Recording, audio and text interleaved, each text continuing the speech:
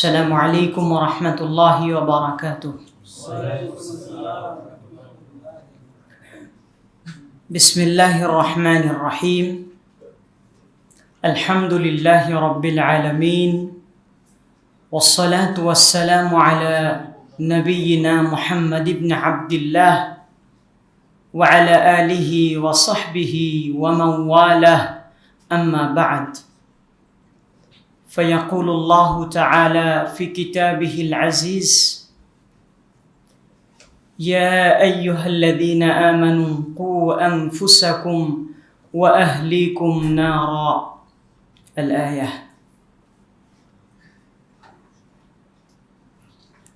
DS Islamic centre কর্তৃক আয়োজিত আজকের মহতি জলসায় উপস্থিত আছেন আমাদের সকলের শ্রদ্ধাভাজন, আস্থাভাজন, দেশ বরেণ্য আলেমে দ্বীন, আমাদের সকলের শ্রদ্ধেয় উস্তাজ ফজিলাতুল শেখ ডক্টর মোহাম্মদ সাইফুল্লাহ আল মাদানী হাফিজাহুল্লাহ ওয়া রাআহ। আরও উপস্থিত আছেন আজকের বিভিন্ন জায়গা থেকে আমন্ত্রিত আগত আমাদের সম্মানিত দ্বীনী ভাইয়েরা। শুরুতেই আপনাদেরকে আমরা অভিবাদন জানাচ্ছি, স্বাগত জানাচ্ছি। আপনারা অত্যন্ত কষ্ট করে আজকের চারিদিকে যে সময়ে মানুষ ঈদের আনন্দ উদযাপন করছে, বেদাত চর্চা করছে, ওই সময় আপনারা এত কিছু ফেলে দিয়ে প্রকৃত সুন্নাহকে জানার জন্য এখানে এসেছেন। এর জন্য আপনাদেরকে জানাচ্ছি আহলান ওয়া সাহলান ও মারহাবাম বিকুম, ওয়েলকাম, মোস্ট ওয়েলকাম। সেই সাথে বিশেষ কৃতজ্ঞতা জানাচ্ছি আমাদের সকলের শ্রদ্ধাভাজন উস্তাদের, যিনি এত সুন্দর দাওয়াতি দাওয়াতুস সালাফিয়াহ, সালাফি দাওয়াত আঞ্জাম দিয়ে যাচ্ছেন। দোয়া করছি আল্লাহ রাব্বুল আলামিন আমাদের শ্রদ্ধেয় উস্তাদের এই দাওয়াতি কাজগুলোকে কবুল করুন, আমিন ইয়া রাব্বাল। সম্মানিত সুধী, আমাকে যদিও আজকে আলোচনা করতে বলা হয়েছে, আসলে আমি আলোচনা করার মতো স্পর্ধা রাখি না। আমাদের সবার উস্তাজ এখানে বসে আছেন, যিনি আমাদের সর্বসম্মানীয় ব্যক্তি, তিনি বা তার সামনে আমরা আপনাদের বক্তব্যকে মূল্যায়ন করব বা আপনাদের বক্তব্য নিয়ে আমরা প্রশ্ন উত্তর পর্ব করব, এটা আমি কোনোভাবেই দুঃসাহস দেখাতে পারছি না। আপনারা যারা অনেকেই অত্যন্ত চমৎকার মাগরিবের আগে আলোচনা রেখে গেছেন, অনেক প্রশ্ন রেখে গেছেন, আমরা আমাদের সেই শ্রদ্ধেয় উস্তাজের কাছে আমরা সেগুলোর সমাধান নিব ইনশাআল্লাহ। হয়তো আমি আজকের কোনো আলোচক না, বরং আমি শ্রোতাদের পক্ষ থেকে সর্বশেষ হয়তো বা শ্রোতার আমি আলোচনা একটু আপনাদের সাথে শেয়ার করব। তো আজকে আপনারা ইতিপূর্বে অনলাইনের মাধ্যমে জেনেছেন আমাদের ডিএস ইসলামিক সেন্টার আজকের দিনে মোটামুটি 7 থেকে 8টি শিরোনামে একটি ব্যতিক্রমী আলোচনা ব্যবস্থা করেছেন। এই প্রত্যেকটি বিষয় খুবই গুরুত্বপূর্ণ এবং সুদূরপ্রসারী, যেগুলো আলোচনা করতে গেলে আমার মনে হয় কত সময় চলে যাবে এটা বলার অপেক্ষাই রাখে না।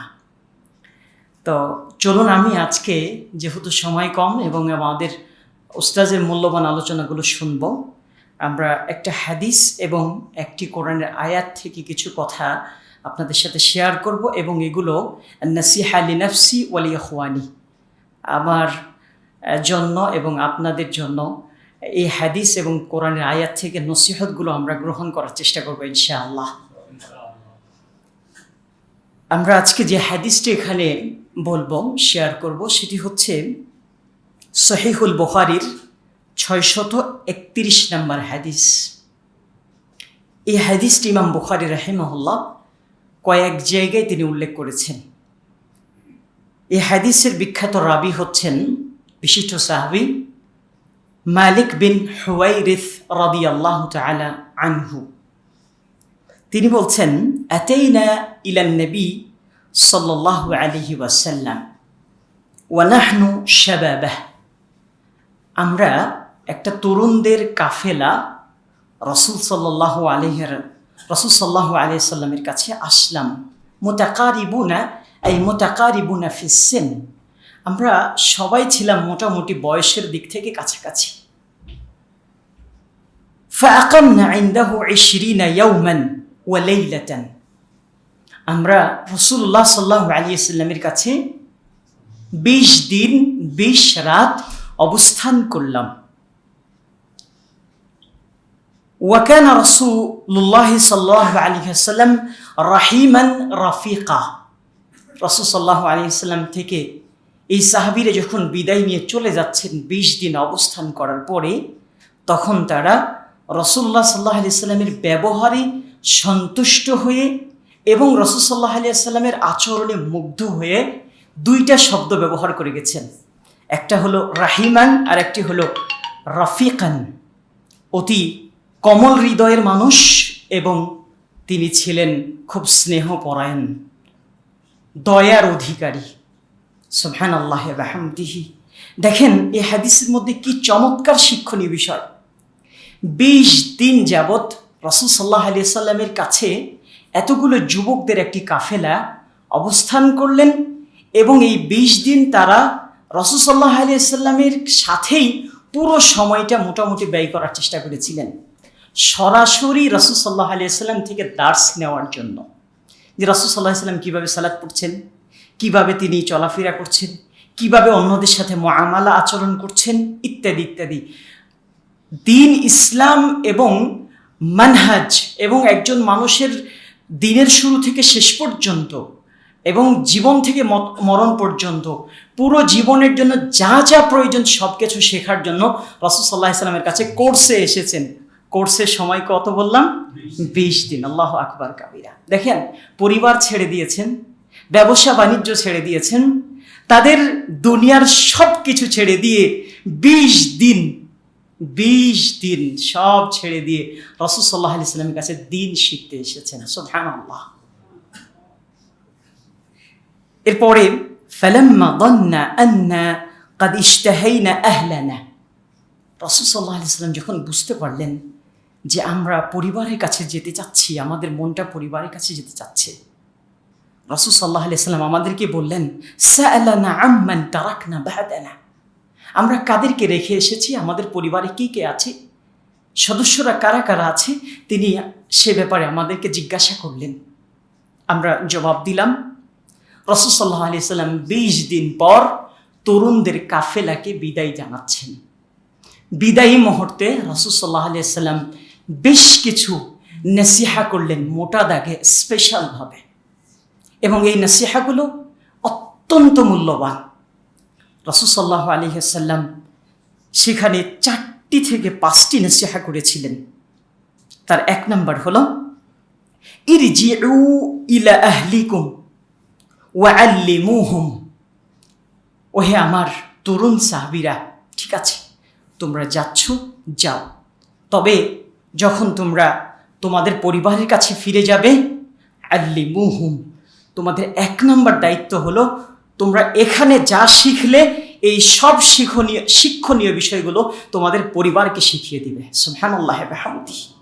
আল্লিমুহুম, তাদেরকে গিয়ে শিখিয়ে দিবে, শুধু পরিবারকে নয়, নিজের এলাকাতে, নিজের আত্মীয় স্বজনকে, তোমাদের মহল্লাতে তোমরা গিয়ে দাওয়াতি কাজ করবে, শিখাবে, মানুষকে শিখাবে। 2 নম্বর, ওয়ামুরুহুম, তাদেরকে এই কাজগুলো আদেশ করবে, আমাকে যা যা দেখলে বা এই 20 দিনে যা যা করেছে সবগুলো তাদেরকে তোমরা আদেশ করবে। ওয়াযাকার আশিয়া আহফাদুহা আও লা আহফাদুহা, রাবি বলছেন আমি আরও কিছু রাসূল সাল্লাল্লাহু আলাইহি ওয়াসাল্লাম বলেছেন, কিন্তু আমি সবগুলো স্মরণ রাখিনি বা আমি সবগুলো স্মরণ রাখতে পারিনি। তিনি 2 নাম্বার নাসিহা করলেন, খুবই চমৎকার। এই নাসিহার মধ্যে আমাদের প্রচলিত মাযহাব, মতবাদ, বিভিন্ন ধরনের ফেরকাকে রদ করা হয়েছে। 2 নাম্বার নাসিহাটা হলো, সাল্লু কামা রাআইতুমুনি উসাল্লি, তোমরা আমাকে যেভাবে নামাজ পড়তে দেখলে, সালাত আদায় করতে দেখলে 20 দিন যাবত আমার সুন্নাহকে, আমার বিধানগুলোকে তোমরা বাড়িতে গিয়ে ভুলে যাবে না। সাবধান, তোমরা বাড়িতে গিয়ে আমাকে যে এইভাবে সালাত আদায় করতে দেখলে তোমাদের নিজ এলাকাতে গিয়েও তোমরা এইভাবেই সালাত আদায় করবে। সুবহানাল্লাহ ওয়া বিহামদিহি। আচ্ছা, আমি এখানে বলবো আপনাদেরকে, রাসূল সাল্লাল্লাহু আলাইহি ওয়াসাল্লাম কি এই জায়গায় এমন কোনো ইবারত বলেছেন যে সাল্লু কামা রাআইতুমু আবা বকরিন, যে তোমরা সেইভাবেই এলাকাতে গিয়ে নামাজ পড়বে যেইভাবে তোমরা আবু বকর রাদিয়াল্লাহু আনহুকে সালাত পড়তে দেখেছো? এইভাবে কি রাসূল সাল্লাল্লাহু আলাইহি ওয়াসাল্লাম তাদেরকে ওসিয়া করলেন? না। তাহলে রাসূল সাল্লাল্লাহু আলাইহি ওয়াসাল্লাম কি এই ধরনের কথা বলেছেন, সাল্লু কামা রাআইতুমু উমর, তোমরা যেভাবে ওমরকে রাদিয়াল্লাহু আনহুকে যেভাবে সালাত পড়তে দেখলে সেভাবে তোমরা গিয়ে সালাত পড়বে? রাসূল সাল্লাল্লাহু আলাইহি ওয়াসাল্লাম কি বললেন সাল্লু কামা রাআইতুমু আবা হানিফা রাহিমাহুল্লাহ, তোমরা আবু হানিফা রাহিমাহুল্লাহকে যেভাবে সালাত পড়তে দেখেছো সেভাবে তোমরা সালাত পড়ো? রাসূল সাল্লাল্লাহু আলাইহি ওয়াসাল্লাম কি এই কথাগুলো বলেছেন? না। রাসূল সাল্লাল্লাহু আলাইহি ওয়াসাল্লাম এখানে টোটাল আবু বকর রাদিয়াল্লাহু আনহু, যিনি হলেন রাসূল সাল্লাল্লাহু আলাইহি ওয়াসাল্লামের পরে সবচেয়ে গ্রহণযোগ্য এবং সম্মানিত মানুষ, সেই ব্যক্তিরও কথা বলেন নাই, তো দুনিয়ার আর কোন ব্যক্তির কথা হতে পারে? শুধুমাত্র সালাত নয়, সালাত সহ যাবতীয় ইবাদত চলবে কাকে দেয়, কার মতো করে? রাসূল সাল্লাল্লাহু আলাইহি ওয়াসাল্লামের মতো করে। সম্মানিত ভাইরা আমার, তাহলে রাসূল সাল্লাল্লাহু আলাইহি ওয়াসাল্লাম এখানে 2 নম্বর ওসিয়া করলেন, সাল্লু কামা রাআইতুমুনি উসাল্লি। আরেকটি কথা বললেন, ফাইদা হাদারাতিস সালাত ফালিউআযযিন লাকুম আহাদুকুম, সালাতের সময় হয়ে গেলে তোমাদের যে কেউ একজন আজান দিবে। ইমাম বুখারী রাহিমাহুল্লাহ কয়েক জায়গায় হাদিসটা উল্লেখ করেছেন, তার এক জায়গা হচ্ছে মুসাফির অবস্থায় বা বিভিন্ন বাইরে থাকা অবস্থায় সালাত আদায় করলে আজান দিতে হবে, এই রকম তিনি একটা মাসআলা এখানে এই হাদিস দ্বারা বুঝাতে চেয়েছেন। আল্লাহু আ'লাম। 4 নম্বর কথা বললেন, ওয়াল ইয়াউম্মাকুম আকবারুকুম, আর তোমাদের ইমামতি করবে কে? আকবারুকুম, তোমাদের মধ্যে সবচেয়ে বয়সে যে বড়, বা যদিও এটা নিয়ে অনেক কথা আছে, যার কেরাত বেশি ভালো, যিনি বয়সে বড়, কে ইমামের অধিকারী। তো রাসূল সাল্লাল্লাহু আলাইহি ওয়াসাল্লাম এখানে একটি সাধারণ জবাব দিলেন এবং নাসিহা করলেন, তোমাদের মধ্যে যে বড় তিনি সালাত আদায় করবেন, সালাতের ইমামতি করবেন। সম্মানিত উপস্থিতি, তাহলে বুখারী, সহিহুল বুখারীর এই বিখ্যাত হাদিস থেকে আমরা অনেকগুলো মেসেজ খুঁজে পাই এখানে। প্রথম কথা বলবো, সাহাবায়ে কেরাম দিন শেখার জন্য পরিবার ছেড়ে, নিজের এলাকা ছেড়ে, ব্যবসা বাণিজ্য ছেড়ে 20 দিনের কোর্সে গিয়েছিলেন। আমরা এখান থেকে একটা দেখতে পাচ্ছি, বা দীর্ঘ সময় রাসূল সাল্লাল্লাহু আলাইহি ওয়াসাল্লামের কাছে তিনি দিন শিখেছেন, এটা আমরা দেখতে পাচ্ছি। দ্বিতীয় বিষয় আমরা এখান থেকে দেখতে পাচ্ছি, সেটি হচ্ছে রাসূলুল্লাহ সাল্লাল্লাহু আলাইহি ওয়াসাল্লামের কাছে সাহাবায়ে কেরাম সরাসরি ইলম শিখেছেন। রাসূল সাল্লাল্লাহু আলাইহি ওয়াসাল্লামের কাছ থেকে প্র্যাকটিক্যালে, হাতে কলমে দিন শিখেছেন। আমরা এখান থেকেও বলতে পারি যে ইলম শেখার একটা মূলনীতি হলো তালাক্কি আশ-শেখ বা মুলাজামাতু শেখ, শেখের সাথে মুবাশারাতান, সরাসরিভাবে শেখের সাথে তার উপস্থিতিতে, তার অনুমতিক্রমে এবং তার সামনে পড়ার মাধ্যমে, তার কাছে অনুমতি নেওয়ার মাধ্যমে, বিভিন্ন ক্যাটাগরি আছে, এইগুলোর মাধ্যমে ইলম শিখতে হবে, দিনকে জানতে হবে। আমরা এই হাদিস থেকে খুঁজে পাই। সম্মানিত সুধী, আমরা জানি ডিএস ইসলামিক সেন্টার প্রতিষ্ঠাই হয়েছে মানুষকে জানানোর জন্য, দাওয়াতি কাজ করার জন্য। তাই আপনারা যারা, আমরা যারা এখানে এসেছি, আমাদের বলবো, আমাদের দাওয়াতি কাজ করতে হলে তো আগে দরকার নিজেরাকে জানা, তাই না? তারপরে আমরা যদি নিজেদের পরিবারকেও জানাতে চাই, তাহলেও তো আমাদের ইলম লাগবে। কারণ ওই যে সাহাবীর হাদিস থেকে আমরা খুঁজে পেলাম না যে 20 দিন তারা থাকলেন এবং যা শিখলেন সেটা না পরিবারকে গিয়ে শিখাবেন। যদি তারা নাই জানতেন তাহলে কি তারা পরিবারকে শিখাতে পারতেন? শিখাতে পারতেন না।